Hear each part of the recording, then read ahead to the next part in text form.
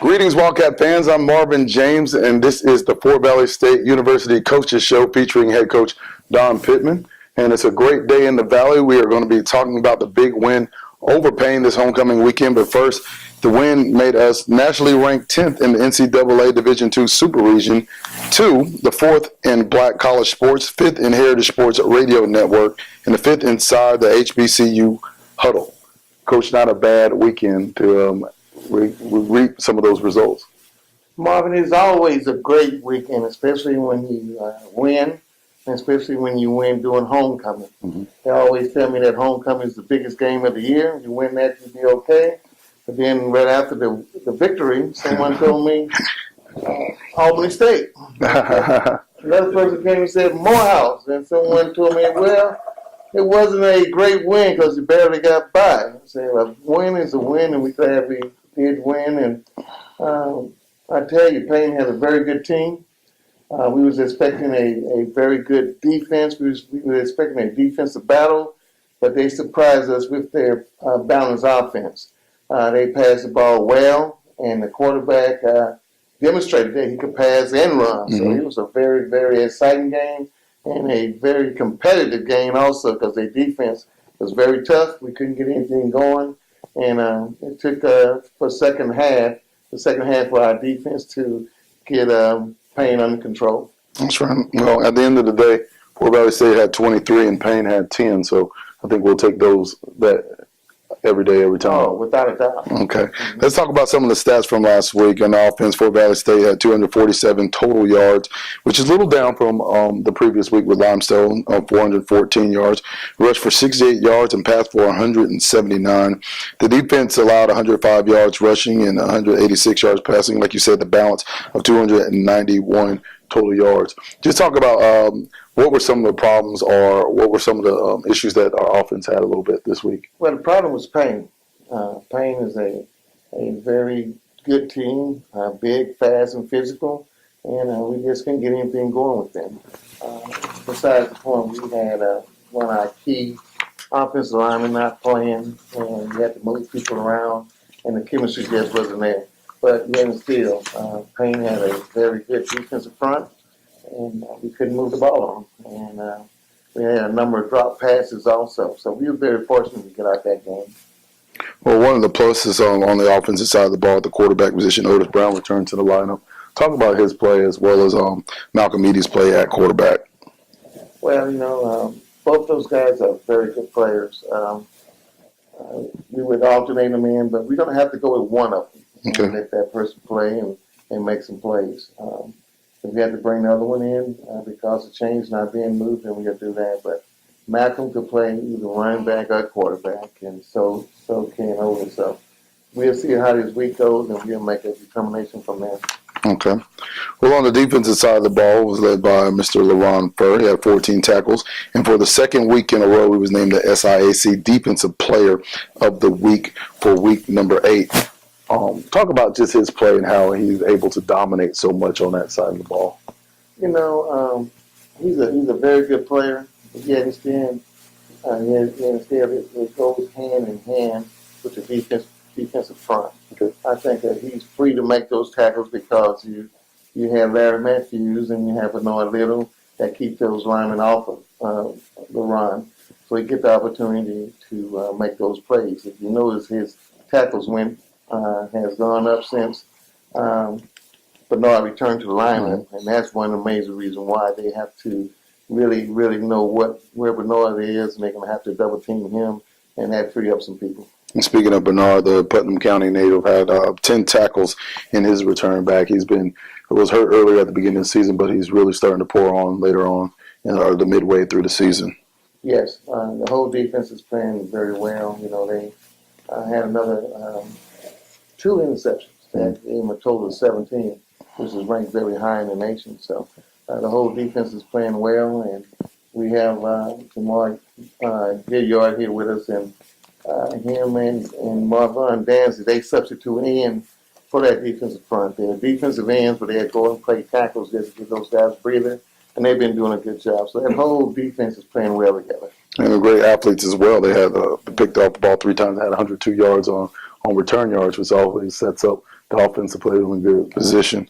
Oh, yes. Oh, yes. The time of possession also was a dead heat at 30-30. You don't see that very often, but it goes to show how the balance of Paine College played into that game. Yes. Now, the total offense for Fort Valley State is ranked 7th in the SIAC at 330 yards a game, and defense giving up 314 yards a game, and they're ranked 5th. Talk about at this midway point in the season, we're coming down the down stretch where the games really count, and this was a big conference win. What are some of the things that Fort Valley State needs to do to improve to be able to compete for a conference title? I know, especially with this game against Morehouse, we're going to have to improve on the special teams. And you can't get punts blocked and return kickoffs. So we have to get field position on our kickoff return. Right now, we're going to be working very hard on the kickoff return. We need to get field position. And also, when we talk about field position, that's what we're going to hang our hats on because we have a good defense. We don't need to turn the ball over, and we have a very good kicker. And we can get in good field position, have a short field. That's the way we're going to win the game. And I think it'll be low scoring games for the rest of this season. And I think that we should win if we don't turn the ball over. All right. And just on the special teams front, Mr. Juan Cerno, of course, handling both duties as a place kicker and a punter. Had 6 punts for 216 yards and had a long of 59 yards with the punt.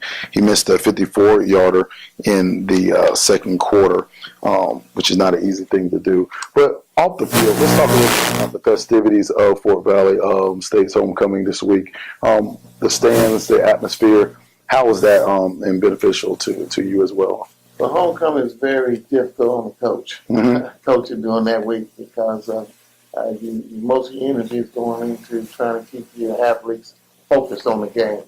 At the task at hand, that was very difficult with everything going on. But to have all those people there, you never get an environment like that. Not too many places. That was a big time format here. And we had some groups there that was very impressive. It was a great game. Okay. The Wildcat Walk, how was that successful this week? Yeah, and Wildcat Walk is improving every week, and Okay. it was very, very good this week. Okay. Well, Paine is in the rear view mirror. We are looking forward to next week as we take on Morehouse. We'll have more with that later on the show, plus a lot more. Stay with us. What is Fort Valley State University? It's more than students, more than faculty. It's more than brick and mortar buildings or a sports team or a mascot.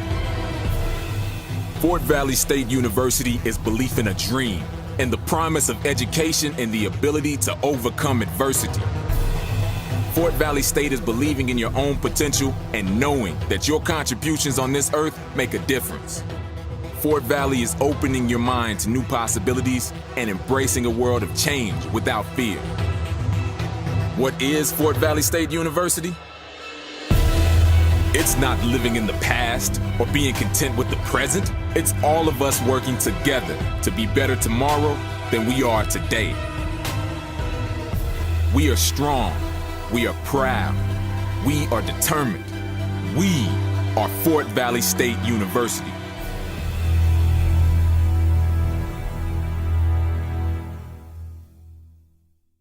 Welcome back, Wildcat fans. I'm Marvin James. I'm sitting here with junior Jamar Gilliard, a defensive end for Fort Valley State University. Jamar, talk to me a little bit about how the defense is continuing to get better week by week. You guys had 3 big turnovers this weekend against Paine. How do you feel like you guys can get better?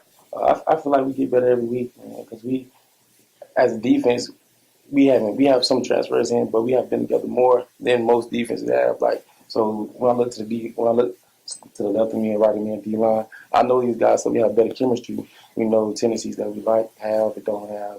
And we just getting good pressure with them at the front with Billy Sparks, Matthews, and Bernard. So the DB's having a good time catching the section. So we just I feel like we grow every week.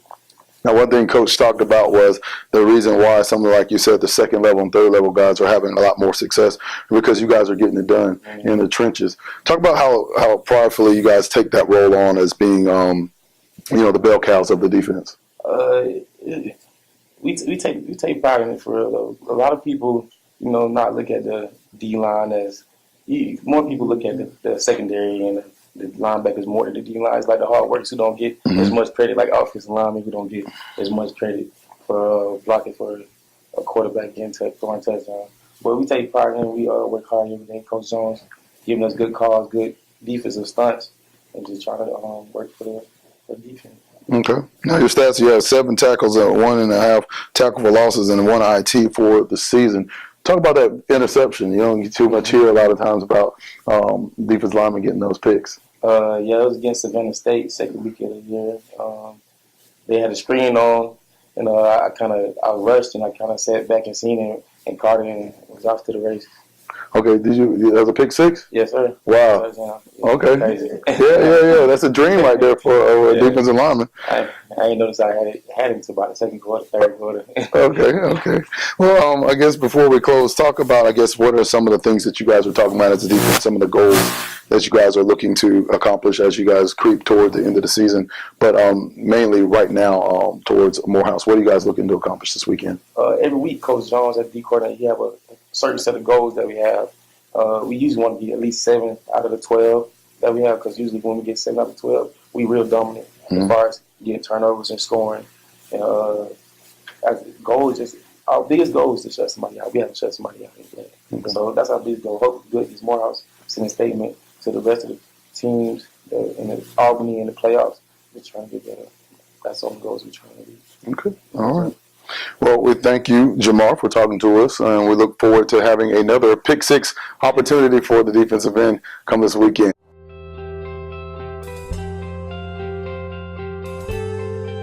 I love my FVSU because it makes me feel at home. It's the only school that gave me a chance.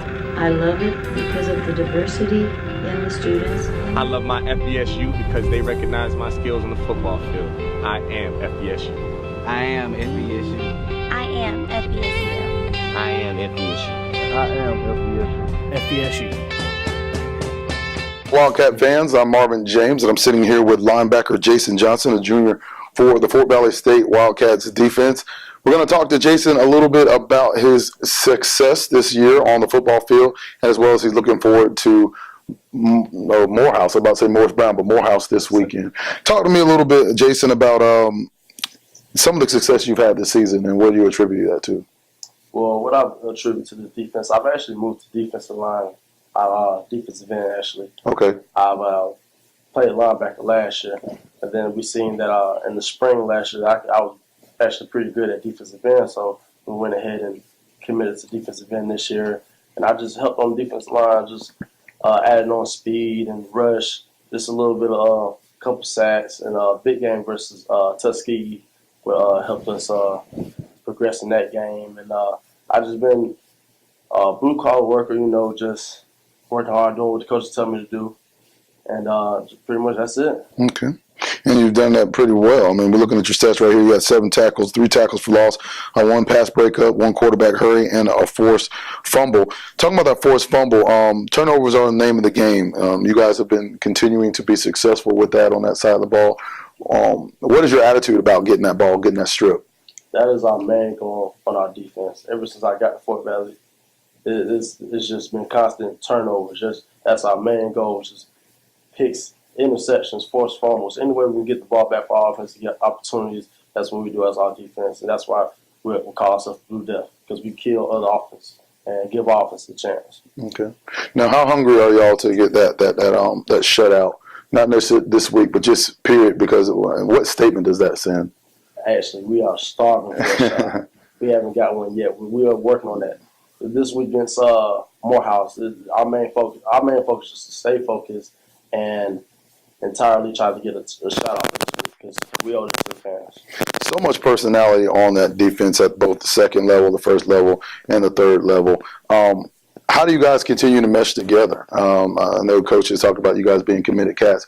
How do you guys work all that in together, and then on Saturdays, pretty much show out like you're supposed to? Mainly because there's just so much talent. Coach Pittman has done a great job over years of recruiting big-time players, and it just works so perfectly in our defense, and just let everybody shine. Everybody's eating, everybody's doing their job and executing. Okay. All right. And lastly, this past week was homecoming. Talk a little bit about how it was to play in front of that crowd and have a lot of the hometown folks back. Homecoming is the best of the year. Just the environment. It's just a great environment to be around. I wish everybody could come out and have a good time and just watch a great football game. All right. Jason Johnson, a linebacker turned defensive end for Fort Valley State, looking for a lot more success from the young man come Saturday. Being a Wildcat takes courage.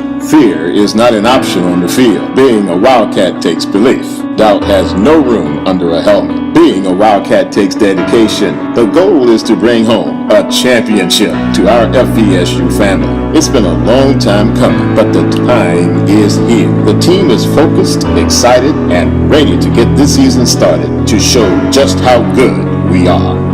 Season tickets are on sale now at WildcatTicketOffice.com. Wildcat fans, my name is Marvin James, and I'm here with the inside linebackers coach of Fort Valley State, Mr. Carter Jones. Excuse me.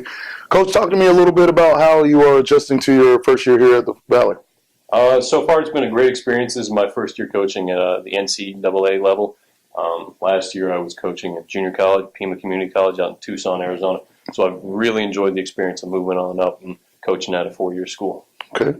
Tell me about the difference between the athlete level. I mean, obviously at the JUCO level, you have a lot of talented athletes as well, and you have a talented core to work with here. Talk to me about how that transition has been for you. What I've enjoyed working with upperclassmen athletes, guys who have been around a little bit longer, know a little bit more about the game, able to work on the smaller things, working on little techniques here and there, and help them really take the next step. Okay. Talk to us a little bit about your philosophy towards defense. Philosophy towards defense. You always got to be aggressive, got to go attack the football all the time. It's important to have sound fundamentals. If you don't have sound fundamentals, you might as well not even play the game. Okay. What is some of your experience level that brought you here to this point of coaching? So, I never played college football, unfortunately. That wasn't allowed. My senior year of high school, I tore my neck, so that wasn't an option. So I love the game so much, I just kept on sticking around with it, and I was invited to coach on at the high school I graduated from. Just started slowly moving up from there. I spent about 2 years in the high school, moved up to junior college. Coach Pittman came out to our junior college in Tucson, and we had a conversation. He asked what I did. I told him, worked a little bit on the technical side. That's what he was looking for, so brought me out here and gave me a great opportunity. Okay. Now here in the Valley, talk a little bit, I guess, about how you guys are adjusting, and here we are towards the midway point of the season, still in vie for a conference championship. What are some of the things you guys are doing to improve week by week on the defensive side of the ball? Week by week, we're always working on fundamentals, like I stressed previously. We're continually to work on tackling. We're continually to work on tightening up the little things. It's the little things that's important. Right now, we're getting towards the end of the regular season, got 2 more games. We need to win both to give ourselves a chance to get into that conference championship game. And that is our ultimate goal, to win conference championship, win the SIAC, and bring a SIAC championship to the Valley. Okay, with Stephon Harper and Fur and players like that, we definitely have, I guess, the players to get that job done? Absolutely. Linebacker is probably one of the deeper positions on our defense. There's just so many upperclassmen, experienced linebackers. It's been a pleasure to work with them. Okay. Well, welcome to the Valley, Coach Carter. We appreciate you being here, and we look forward to having more success on the defensive side of the ball come Saturday. What is Fort Valley State University? It's more than students, more than faculty. It's more than brick and mortar buildings or a sports team or a mascot. Fort Valley State University is belief in a dream, and the promise of education and the ability to overcome adversity. Fort Valley State is believing in your own potential and knowing that your contributions on this earth make a difference. Fort Valley is opening your mind to new possibilities and embracing a world of change without fear. What is Fort Valley State University?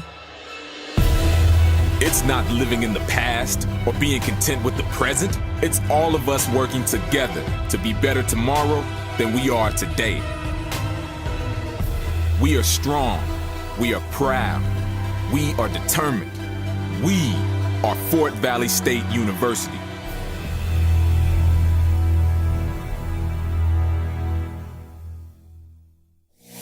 Welcome back, Wildcat fans. We have homecoming in the rearview mirror as we're looking forward to finishing out the season in conference play. Another big rivalry is on the horizon, Coach. It seems like every week we talk about, when we talk about SIAC play, we talk about different rivalries.